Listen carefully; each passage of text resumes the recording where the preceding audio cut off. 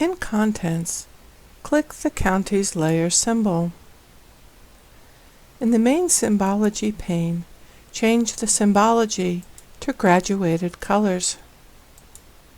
Set the field to Pop 2014 if necessary. Choose SQMI as the normalization field near the bottom of the list. Change the color ramp to a monochromatic one, such as light to dark orange. Open the Advanced Symbol Options panel and expand the Format Labels heading.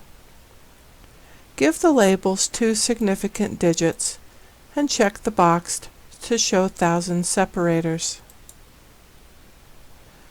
Return to the primary Symbology panel.